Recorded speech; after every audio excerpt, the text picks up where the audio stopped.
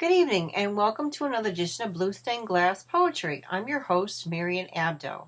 Today I'll be reading poems of gratitude and patriotic themed poetry. Since tomorrow is Election Day, I recently wrote this poem. It is titled Politically Contentious. Politically Contentious. May was a lovely month. Spring flowers were at their peak, and Mother's Day was a passing recollection. And so was the election season. So we thought. Henceforth, not even one day after Election Day, the maddening June blitz of random phone calls, emails, commercials, and political junk in our mailboxes resurfaced. It is now 1 week until this never-ending bombardment of our psyche will come to a conclusion. The berating by each and every candidate from both sides is beyond repulsive.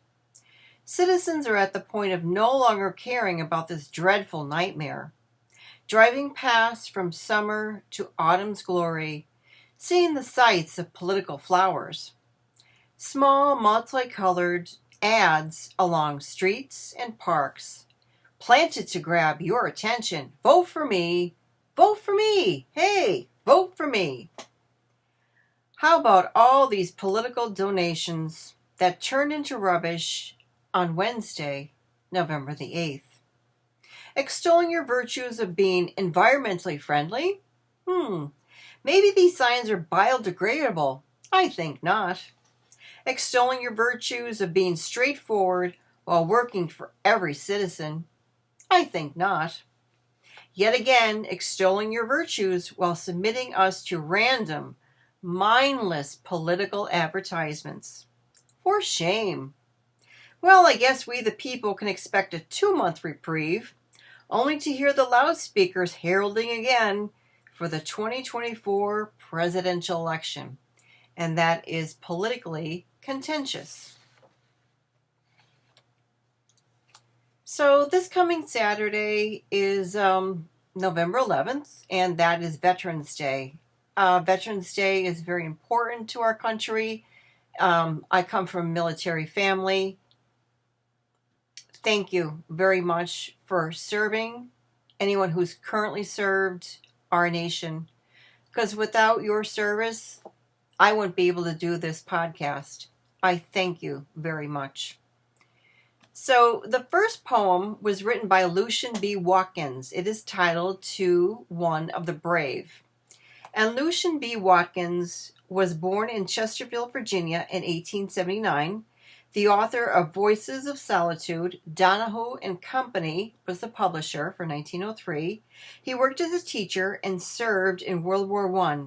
He died in 1921. And this poem is titled To the One of the Brave. It was published on January 1st, 1903. Through 45 long years, you say, I have silvered your hair with gray. Your friends rejoice today that you stand hale and hearty in your blue. Long for your old glory you have stood, with truest sense of brotherhood. Long may you live a useful life, noble and true in peace of strife. And that is To the One of the Brave by Lucien B. Watkins.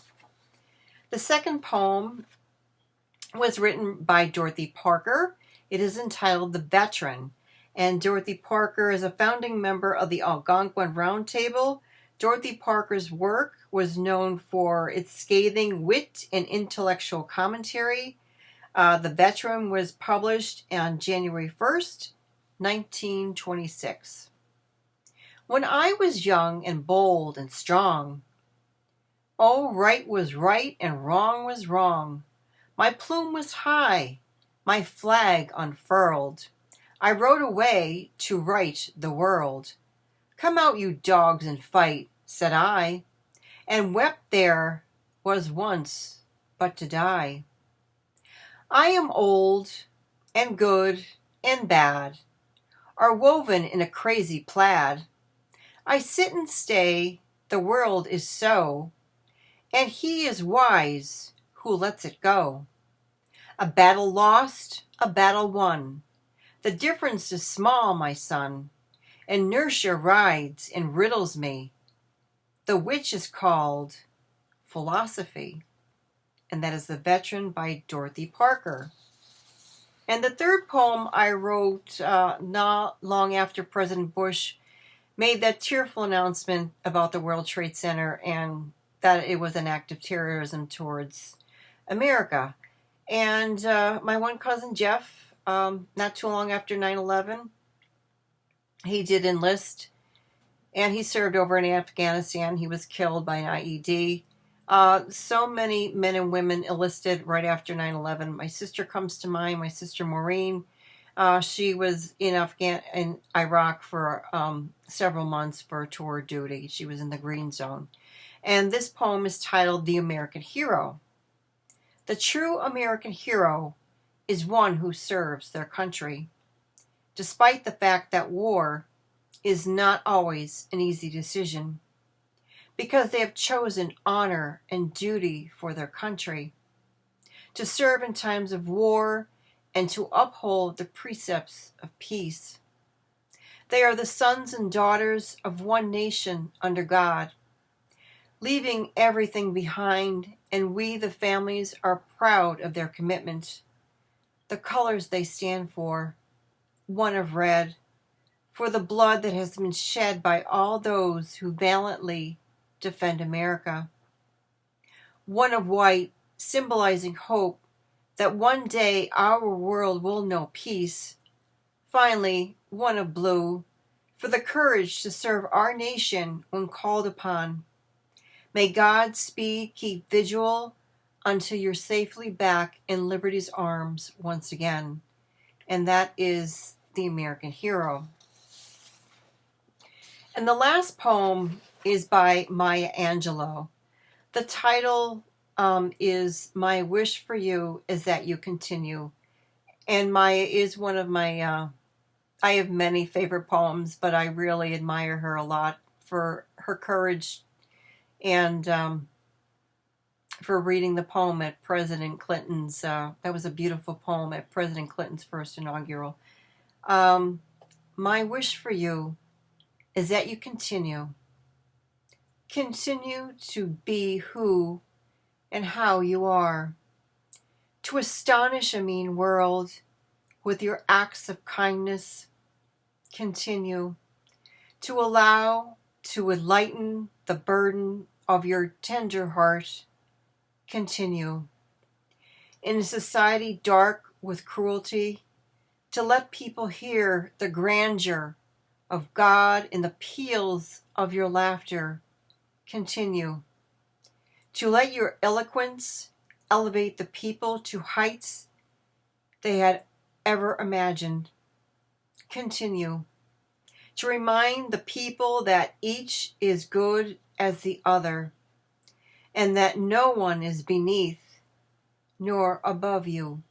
Continue to remember your own young years and to look with favor upon the lost and the least and the lonely. Continue to put the mantle of your protection around the bodies of the young and the defenseless. Continue to take the hand of the despised and diseased and walk proudly with them in the high street. Some might see you and be encouraged to do likewise. Continue to plant a public kiss of concern on the cheek of the sick and the aged and infirmed, and count that as a natural action to be expected. Continue to let gratitude be the pillow upon which you kneel to say your nightly prayer, and let faith be the bridge you build to overcome evil and welcome good. Continue to ignore no vision when it comes to enlarge your range and increase your spirit. Continue to dare to love deeply and risk everything for the good. Continue to float happily in the sea of infinite substance, which set aside riches for you before you had a name, continue. And by doing so, you and your work will be able to continue eternally. A very beautiful poem by a very beautiful soul, Maya Angelou. So this past Saturday was my book signing at the Library Express bookstore in Scranton. I am very grateful for the marvelous turnout. Thank you so much to Michelle McHale and her staff. Thank you to Metz Culinary at the Lackawanna College. They did a phenomenal job with the cupcakes. Obviously, it was being a little nervous at first, which is totally understandable, but it was a great afternoon of poetry, and I was very pleased. This coming Sunday, I will be at Studio B in Boyertown for an interview with Jane Stahl. I'm really looking forward to chatting with Jane about my book, Fractured Lollipop, Poems of Brokenness, Healing, and Hope. The book is on Amazon for purchase. Next weekend, I'll be reading a various selection of poems. If anyone has a poem that you would like me to read, drop a comment in the comments section below, or email me at Maryanne Abdo, MARYANNE, at blues-stained-glass.com. I'll be happy to read your poem, and I'll give you a heralding high five. Tune in next weekend for more poetry. Thank you for stopping by Blue Stained Glass Poetry. Poetry is a creative response to the world around us. Have a great week, and happy Veterans Day. Thank you for your service.